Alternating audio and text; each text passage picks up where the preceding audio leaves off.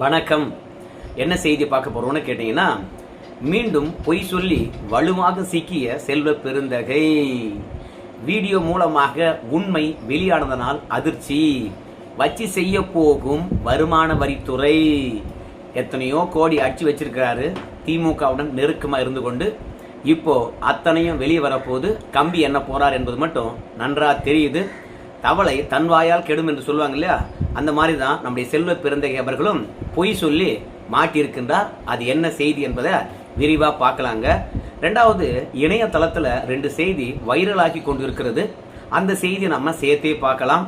ஆனா அதற்கு முன்பாக இதுவரைக்கும் நம்ம சேனல்ல நீங்க சப்ஸ்கிரைப் பண்ணலாம், மறக்காம சப்ஸ்கிரைப் பண்ணிக்கிட்டு கொஞ்சம் சப்போர்ட் பண்ணுங்க. முதல்ல இந்த பேனரை பாருங்க. இந்த பேனர்ல இருக்கக்கூடியவர் உங்க எல்லாருக்கும் தெரிந்தவர் தான் ஞானசேகரன். அவருக்கு என்ன அவரு இவருன்ட்டு, அவன் அண்ணா பல்கலைக்கழகத்துல மாணவிக்கு பாலியல் தொல்லை கொடுத்தவன். காவல்துறை கைது செய்தது, நீதிமன்றத்தில் கொண்டு போய் நிறுத்தினாங்க. விசாரித்து விட்டு அவனுக்கு ஆயுள் சிறையானது விதிக்கப்பட்டிருக்கிறது. தொடர்ச்சியாக சிறையில தான் இருந்தான். திடீர்னு ஒரு நாள் உடல்நல கோளாறு ஏற்படுகிறது.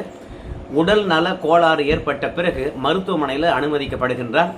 மருத்துவமனையில் அவனுக்கு தீவிர சிகிச்சை அளிக்கப்பட்டு தேறி மீண்டும் சிறையில் அடைக்கப்படுகின்றான். திடீர்னு தொடர்ந்து ஒரு 3 நாளா உண்ணாவிரதம் இருக்கின்றான். ஏண்டா உண்ணாவிரதம் இருக்கிறான் அப்படின்னு பார்க்கும்பொழுது, சிறையிலேயே அவனை அடித்து கொல்வதற்கான முயற்சி நடந்து கொண்டு இருக்கிறதாம். என்னை காப்பாற்றணும் அப்படின்னு சொல்லிட்டு தொடர்ச்சியாக உண்ணாவிரதம் இருக்கின்றானாம். உங்க எல்லாருக்கும் தெரியும், நம்முடைய எடப்பாடி பழனிசாமி போகின்ற இடமெல்லாம் அண்ணா பல்கலைக்கழகத்தில் நடந்த பாலியல் துன்புறுத்தல் தொடர்பாக ஞானசேகரன் கைது பண்ணப்பட்டாலும் அவனுக்கு பின்னாடி பெரிய ஒரு மாஃபியா கும்பலே இருக்கிறது. ஞானசேகரன் வெறுமனே அம்புதான் ஏவனவங்க யாரோ ஒருத்தருக்காங்க. அந்த ஏவன சார் யார்? அந்த சார் கண்டிப்பாக ஆட்சி மாற்றம் ஏற்பட்ட உடனே வெளியே கொண்டு வருவோம், மக்கள் முன்பாக நிறுத்துவோம், நீதிமன்றத்தில் நிறுத்தி தண்டனை வாங்கி தருவோம் அப்படின்னு சொன்னாங்க. இப்ப ஞானசேகரன் மட்டும் உயிரோடு இருந்தான்னா யார் அந்த சார் என்ற விஷயமானது எடப்பாடி மூலமாக வெளியே வந்துடும்.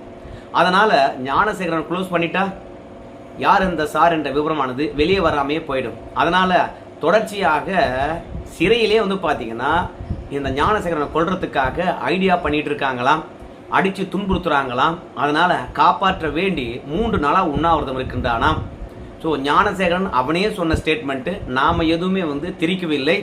ஸோ யார் இந்த சார், ஞானசேகரனுக்கு பின்னாடி யார் ஒளிந்து கொண்டு இருக்கின்றார்கள், ஆட்சி மாற்றம் ஏற்படுமா, எடப்பாடி யார் இந்த சார் என்ற விஷயத்தை வெளியே கொண்டு வருவாரா, உங்களுக்கு யார் இந்த சார் என்ற விவரம் தெரிந்தால் நீங்க கமெண்ட்ஸ்ல சொல்லுங்க.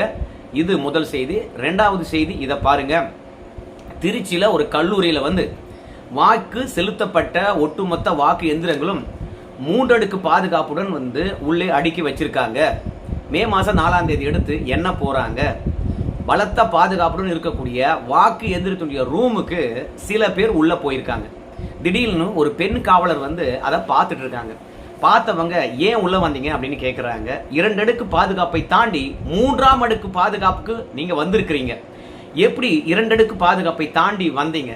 யார் உள்ளே உங்களை அனுமதித்தது? எதற்காக வந்தீங்க? உங்களுடைய நோக்கம் என்ன என்று ஏகப்பட்ட கேள்வியை கேட்கிறாங்க. ஆனால் பத்திரிகையாளர் என்ற போர்வையில வாக்கு எந்திரம் அடுக்கி வைக்கப்பட்டிருக்கக்கூடிய ஸ்ட்ராங் ரூமுக்குள்ள போனவங்க என்ன சொல்றாங்க கேட்டீங்கன்னா, நாங்க உள்ளவே போல அப்படிங்கிறாங்க. ஆனால் அந்த பெண் காவலரை பொறுத்த வரைக்கும் சிசிடிவி காட்சியில் இருக்குது. நான் பொய் சொன்னா கூட அந்த காட்சியில நாங்க பார்ப்போம். அதுக்கு பிறகு நீங்க ஏன் வந்த விஷயமானது கண்டிப்பாக விசாரணையில் தெரிய வரும், நீங்களா சொல்லிடுங்க அப்படிங்கிறாங்க. ஆனால் பத்திரிகையாளர் என்ற போர்வையில் இருக்கக்கூடியவங்க ஸ்ட்ராங் ரூமுக்குள்ள நாங்க போகவே இல்லை, நீ பொய் சொல்ற அப்படின்னு பெண் காவலர் இடத்துல வாக்குவாதம் பண்றாங்க. திடீர்னு பொறுமை இழந்த அந்த பெண் காவலர் பொறுத்த வரைக்கும், ஏய் நீ போன அப்படின்னு வார்த்தையை விட்டுறாங்க. உடனடியாக பத்திரிகையாளர் என்ற போர்வையில் இருக்கக்கூடிய அல்லக்கைகள் வரிசையா உட்கார்ந்துக்கிட்டு அந்த பெண் காவலருக்கு எதிராக போராட்டம் நடத்துகின்றார்கள்.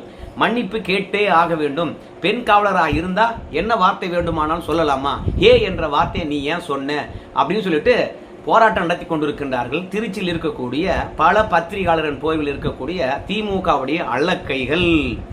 அந்த அம்மா பொறுத்த வரைக்கும் இந்திக்காரங்க, அவங்களுக்கு தமிழானது ப்ராப்பரா தெரியல. அதனால ஸ்ட்ராங் ரூமுக்குள்ள போனாங்க இல்லையா, அவங்கள கேள்வி கேட்டாங்கல்ல, அவங்கள ஏன்னு சொல்லிட்ட உடனே கோபம் பொத்துக்கிட்டு வந்துடுச்சான். அதனால அந்த அம்மாவுக்கு எதிராக போராட்டம் நடத்துறாங்க. இந்த போராட்டம் எதற்குன்னு பார்க்கும்போது உள்ள போனதை மறைப்பதற்காக, திசை திருப்பத்துக்காக தான். அங்க ஏகப்பட்ட காவலர்கள் குவிந்து விட்டார்கள். அப்ப கூட அந்த அம்மா வந்து பாத்தீங்கன்னா விடவே இல்லை. நீ ஏன் உள்ள போன, உண்மையை சொல்லு, பிறகு நான் என்றுன்னு சொன்னோம்ல, அதுக்கு நான் மன்னிப்பு கேட்கறேன், கேட்காத போறேன், ஏன் நீ முதல்ல உள்ள போன சொல்லு அப்படின்னு சொல்லிட்டு முரண்டு பிடிக்கிறாங்க. வாக்குவாதம் முற்றுகிறது.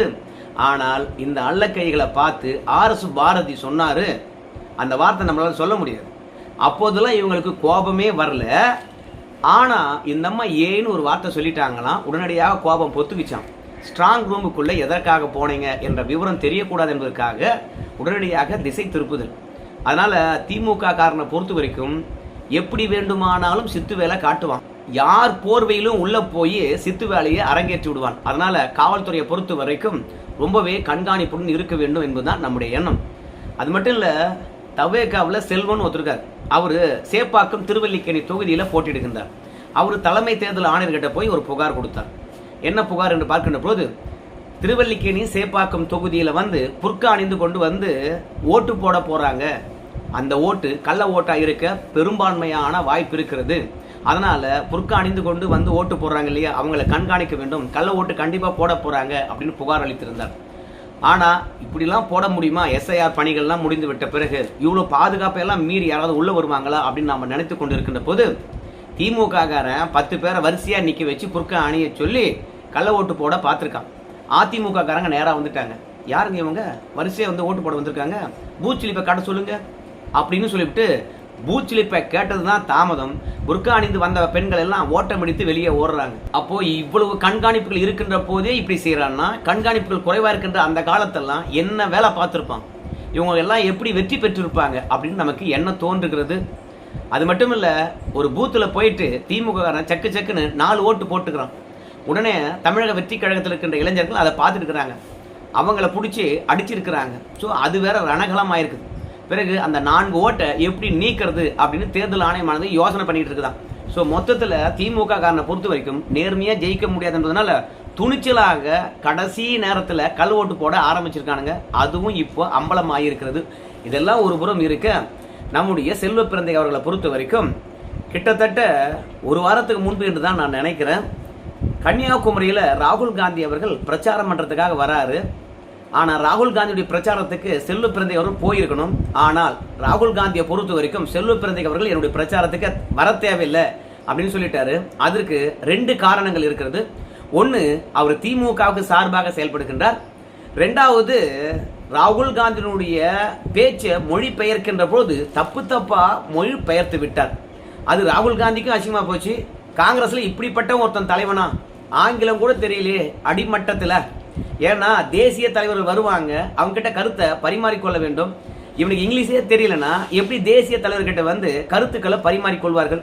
காங்கிரஸ்ல இப்பேற்பட்ட அவலமா அப்படின்னு சொல்ல ஆரம்பிச்சுட்டாங்க. ஆங்கில ஊடகமானது ராகுல் காந்தியுடைய பேச்சை மொழிபெயர்த்தது தவறு என்பதை சுட்டி காட்டினாங்க. அதனால ராகுல் காந்தி அவர்களுக்கு வந்து அசிங்கமா போச்சு. அதனால்தான் செல்வ பிறந்தை அவர்களை பொறுத்த வரைக்கும் கன்னியாகுமரிலாம் வந்துடாதா சாமினி, வந்த 2ல் 1 பார்த்துருவேன், மரியாதை கெட்டுருவோம் அப்படின்னு சொன்னதுனால செல்வ பிறந்தை அவர்கள் காங்கிரஸ் கட்சியினுடைய மாநில தலைவராக இருந்துகிட்டு அகில இந்திய தலைவர் கன்னியாகுமரிக்கு வருகின்ற போது போகலன்னு வச்சுங்களேன், அவருக்கு அசிங்கம். நம்முடைய செல்வ பிறந்தகைய காங்கிரஸ் கட்சியானது ஓரம் கட்டி விட்டது அப்படின்னு உறுதியாயிடும். அதனால திடீர்னு ஒரு பொய்யை சொன்னாரு, என்னுடைய அலுவலகத்திலும் சரி என்னுடைய வீட்லயும் சரி வருமான வரித்துறையினர் ரைடு நடத்துறாங்க, என்னை வீட்டிலேயே முடக்கி வைத்திருக்கின்றார்கள், என்ன வெளியே போக விடாம தடுக்கின்றார்கள், செல்போன்லாம் பறிச்சுக்கிட்டாங்க அப்படின்னு ஒரு பொய் செய்தியை பரப்புனார். பிறகு கொஞ்ச நேரம் பொறுத்து வருமான வரித்துறையினர் வந்து செல்வ பிறந்தை வீட்டிலலாம் நாங்க சோதனை இடவும் இல்லை, அவரை முடக்கவும் இல்லை, நாங்க முடக்கிறதா இருந்துச்சுன்னு வச்சுங்களேன், அவர் பேட்டி அளிக்க முடியுமா, இல்ல கண்டன அறிக்கை தான் வெளியிட முடியுமா, அதனால நாங்க அவர் வீட்டுக்கு போகவே இல்லை, பொய் சொல்றாருங்க அப்படின்னு வருமான வரித்துறையினர் சொன்னாங்க. 2வது, பணம் பதுக்கி வைத்திருப்பதாக தகவல் வந்தது, அதன் அடிப்படையில் போய் நாங்க சோதனை இட்டு இருக்கின்றோம். ஆனால் செல்வ பிறந்தைய வீட்டுக்கெல்லாம் நாங்க போகலப்பா, அவங்க அம்மா வீட்டுக்கும் போல அவர் வீட்டுக்கும் நாங்க போல அப்படின்னு விளக்கம் அளித்தார்கள். தவறான தகவல் என்று சொன்னாங்க. முதலமைச்சர் கூட செல்வ பிறந்தையே முடக்கிட்டாங்களா, தேர்தல் பிரச்சாரத்துக்கே போலையா அப்படின்னு கண்டனம் தெரிவித்தார். அதற்கு பிறகு அது ஃபேக் நியூஸ் என்று சொன்னாங்க. இப்போ செல்வ பிறந்தைக்கு தர்ம சங்கட்டமான சூழ்நிலை. பறக்கும் படையானது தேர்தல் அலுவலகத்தில் போய் சோதனை இட்டதை இன்னைக்கு வீடியோ ஆதாரமாக கொண்டு வந்து காட்டி, பாத்தியா மனோகரன் என்கின்றவர் படப்பில் இருக்கின்றார். திமுகவுடைய இணை ஒன்றிய செயலாளர். இவர் ஊராட்சி மன்ற தலைவராக இருக்கின்றார். இவருடைய வீட்டில் தான் என்னுடைய தேர்தல் அலுவலகமானது செயல்பட்டது. எப்போதும் நான் இங்கே தான் இருப்பேன். திடீர்னு வருமான வரித்துறையை பொறுத்த வரைக்கும் இந்த வீட்டில் இருக்கின்ற சிசிடிவி காட்சிகளை ஆஃப் செய்து விட்டார்கள். உள்ளே போனாங்க. அதாவது அந்த மனோகருடைய தாயாரிலிருந்து எல்லார்கிட்டையும் செல்போனை வாங்கி வைத்துக் கொண்டு பணம் எங்கே என்று கேட்டு துன்புறுத்தினார்கள். பிறகு பணம் இல்லை என்று தெரிந்து கொண்ட பிறகு வெளியே வந்து என்னுடைய வீட்டுக்கும் போனாங்க. என்னுடைய வீடானது மன்னிவாக்கத்தில் இருக்குன்னு சொன்னார் நினைக்கிறேன். அது குக்கிராமமா, அங்கே சிசிடிவி காட்சிகளே கிடையாதான். அதாவது அந்த குக்கிராமத்தில் எந்த சாலையில சிசிடிவி காட்சிகளே கிடையாது. அதனால அங்க வந்த வருமான வரித்துறையினுடைய ஒட்டுமொத்த வீடியோவும் எங்களால் எடுக்க முடியல. மற்றபடி தேர்தல் அலுவலகம் எங்கெல்லாம் இருந்ததோ அங்கெல்லாம் போய் அதிரடியாக சோதனை செய்திருக்கின்றார்கள். பணம் கேட்டு டார்ச்சர் பண்ணியிருக்கிறாங்க. என்ன சொன்னாங்க? என்னை முடக்கவும் இல்லை, என்னுடைய வீட்டுக்கு வரவும் இல்லைன்னு தானே சொன்னாங்க. இப்போ இங்கே பாருங்க எவ்வளோ சோதனை இருக்காங்க அப்படின்னு சொல்லிட்டு செல்வ பிறந்தகை மீண்டும் ஒரு பொய்யை அரங்கேற்றிருக்கின்றார். செல்வ பிறந்தகை பொறுத்த வரைக்கும் அவருடைய வீடு எங்கெல்லாம் இருக்குதோ அங்கெல்லாம் சோதனை செய்கின்றார்கள். என்னுடைய நெருங்கிய உறவினர்கள் வீட்டிலாம் ரெய்டு நடக்குது அப்படின்லாம் பார்த்தீங்கன்னா செல்வ பிறந்தகை வரை புழுவி கொண்டு இருந்தார். ஆனால் இன்னைக்கு தேர்தல் அலுவலகத்தில் வழக்கமாக பறக்கும் படை சோதனை செய்யுது. இதெல்லாம் இயல்பான ஒன்று தான். பணம் மாட்டிச்சுன்னா பணங்குது அப்படின்னு சொல்லுவாங்க. பணம் இல்லை என்றால் புகாரின் அடிப்படையில் சோதனை செய்தோம் என்று சொல்லுவாங்க. அப்படிதான் அன்னைக்கும் சொல்லிட்டு போனாங்க. நாங்கள் செல்வ பிறந்த வீட்டுக்கு போகலன்னு சொன்னாங்க. ஆனால் போனாங்க அப்படின்னு பொய் சொல்லிவிட்டாரு அன்னைக்கு. அதை நிரூபிப்பதற்கு ஆதாரம் இல்லாமல் இன்னும் பல சிசிடிவி காட்சிகளை தேடிட்டு இருக்கோம். நாளைக்கு இல்லை நாளானைக்கு அதை மீண்டும் விடுறோம் பாருங்க. அப்புறம் இந்த வருமான வரித்துறை மீது மத்திய அரசாங்கமானது என்ன நடவடிக்கை எடுக்குதுன்னு பார்க்கலாமே. ஏன்னா இன்னைக்கு இருக்கக்கூடிய ஒட்டுமொத்த அதிகார அமைப்புகளும் விசாரணை அமைப்புகளும் மோடியுடைய பாக்கெட்டில் இருக்குது. ஆட்சி மாற்றமானது அடுத்த வருஷம் கூட வந்தாலும் வந்துடும். சந்திரபாபு நாயுடு அவர்களாக இருந்தாலும் சரி, நிதிஷ்குமார் அவர்களாக இருந்தாலும் சரி, மோடி மீது கோபத்தில் இருக்கிறாங்க. எப்போ வாபஸ் வாங்கினாலும் சரி ஆட்சி மாற்றம் வரும். அதுக்கு பிறகு எங்க வீட்டில் யாரெல்லாம் ரெய்டு பண்ணாங்களோ அவங்க எல்லாம் தூக்கி உள்ள வைக்கிறோம் பார் அப்படின்னு சொல்லிவிட்டு செல்வ பிறந்தகை கதறினாரு. ஆனால் செல்வ பிறந்தகையால அவங்க வீட்டில் ரெய்டு பண்ணதை இது வரைக்கும் நிரூபிக்க முடியல. மன்னிவாக்கத்தில் அவங்க அம்மா வீட்டுக்கு வந்தாங்களாம். அதற்கான ஆதாரத்தையும் நம்முடைய செல்வ பிறந்தகையால கொடுக்க முடியல. கேட்டா எங்க வீட்லயும் சிசிடிவி காட்சிகள் இல்லை, அது கிராமமா இருப்பதனால அந்த சாலைகளிலும் சிசிடிவி காட்சிகள் இல்லை, அதனால அங்க வண்டியில வந்தாங்க இல்லையா வருமான வரித்துறையினர், அதை எங்களால் காட்ட முடியல. ரெண்டாவது, என்னுடைய தேர்தல் அலுவலகத்துல சோதனை இட்டாங்கல்ல, சோதனை இட்டோம் அப்படின்ற விஷயத்த சொன்னாங்களா? ஏன் சொல்லல? அப்போ என்ன எதிர்பார்த்து வந்தாங்க? என்ன முடக்க தானே நினைச்சாங்க. அப்போ உண்மை தானே அப்படின்னு செல்வ பிறந்தை அவர்கள் சொல்றாரு. அது மட்டும் கிடையாது, கார்த்திக் சிதம்பரத்தினுடைய ஆபீஸ்ல கூட தான் போய் பறக்கும் படையான சோதனை இட்டது. அங்க பணம் சிக்கிறதுனால நம்முடைய கார்த்திக் சிதம்பரம் வீட்டில் இவ்வளவு பணம் எடுத்தோம் அப்படின்னு சொல்றாங்க. அப்படி பணம் கிடைக்கவில்லை என்றால் சோதனை இட்டுட்டு அமைதியா போய் சேர்ந்துருவாங்க, நியூஸ் கொடுக்கவே மாட்டாங்க. ரெண்டாவது, அரசியல் தலைவர்கள் குற்றச்சாட்டு வைக்கின்ற பொழுது பெரும்பான்மையாக பேசவே மாட்டாங்க. அவங்க நீதிமன்றத்தில் மட்டும்தான் பேசுவாங்க வருமான வரித்துறையினர். ஆனா சோதனைக்கே போகாம சோதனை பண்றாங்க என்று சொன்னதுனால்தான் முதன்முறையாக வருமான வரித்துறையானது பிரஸ் ரிலீஸ் பண்ணிச்சு. ஒரு இடத்துல சோதனை செய்கின்ற போது அங்க என்ன கிடைச்சதோ அந்த கிடைச்ச பொருட்களுடைய லிஸ்டுகளை அவங்க அறிக்கையாக வெளியிடுவாங்க. இல்லைன்னா அவங்க பாத்தீங்கன்னா சோதனை பண்ணதை வெளியே காட்டிக்கொள்ளவே மாட்டாங்க. ஆனால் எந்த அளவுக்கு ஒருதலை பட்சமா செயல்பட்டு இருக்காங்க பாருங்களேன். பாஜகவினுடைய அலுவலகங்கள், அதிமுகவினருடைய அலுவலகங்கள், பாட்டாளி மக்கள் கட்சியினுடைய அலுவலகங்கள், அம்மா மக்கள் முன்னேற்ற கழகத்துடைய அலுவலகங்களுக்கெல்லாம் இவங்க போனாங்களா, சோதனை இட்டாங்களா? பறக்கும் படையானது எங்க வேண்டுமானாலும் சோதனையிடும். ஆனா அதிமுக அலுவலகத்துல பணமே இருந்திருக்காதா? பாமக அலுவலகத்துல பணமே இருந்திருக்காதா? சோ அங்கெல்லாம் ஏன் சோதனை?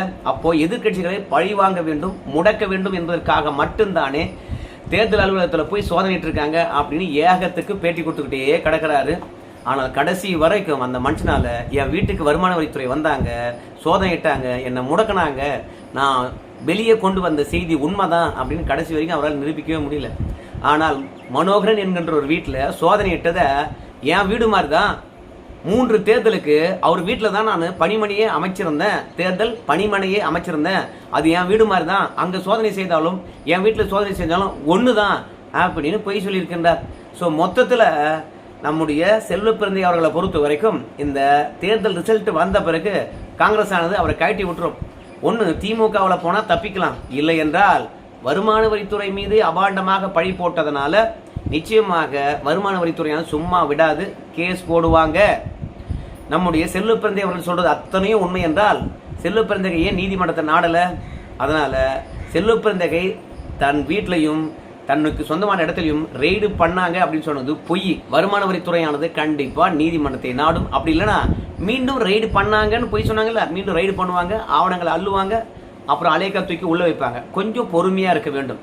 இவ்வளோ மீடியாக்கள் இருக்கின்ற காலத்திலேயே இப்படி பொய் சொல்லி மோடி மீதும் மத்திய அரசாங்கம் மீதும் பழி போடுறாங்களே. ஆனால் மீடியா இல்லாத காலத்தில் இவங்க நம்ம தலையில் என்னவெல்லாம் திணிச்சிருப்பாங்க. ஒவ்வொரு செய்தியும் படிக்கின்ற போதும் திமுக காரன் காங்கிரஸ் கட்சிக்காரனுடைய அட்ராசிட்டியும் ஆக சிறந்த பொய்யும் நினைச்சு பார்க்கும்போது நம்ம முன்னோர்கள் பரிதாபப்பட்டவர்கள் தான். இவங்க சொல்றது தான் செய்தி, அதை நம்பி இவனுக்கு பின்னாடி நம்ம ஆளுங்கெல்லாம் போயிருந்திருக்காங்க அப்படின்றது நல்லா தெளிவாகிறது. ஆனால் நொடிக்கு நொடி இப்போ சமூக வலைதளங்கள் இருப்பதனால செல்வ பிறந்தைக்கு போன்றவங்கலாம் வலுவான பொய்யும் சொல்ல முடியல, அந்த பொய்யிலிருந்து தப்பிக்க முடியல. இன்னைக்கும் கதறிட்டு போயிருக்காரு. பார்க்கலாம், அவங்க வீட்டில் சோதனை நடத்துறதுக்கான ஆதாரங்களை திரட்டி கொண்டு இருக்கின்றாராம். 2 நாளில் வெளியே விடுறாராம். அதுலயாவது நேர்மையாக பேசுறாரா இல்லையா என்பதெல்லாம் பொறுத்து வந்து பார்க்கலாம். இப்போ சொன்ன பொய்க்கு என்ன அனுபவிக்க போறான்னு தெரியல, பொறுத்து வந்து பார்க்கலாம். நன்றி.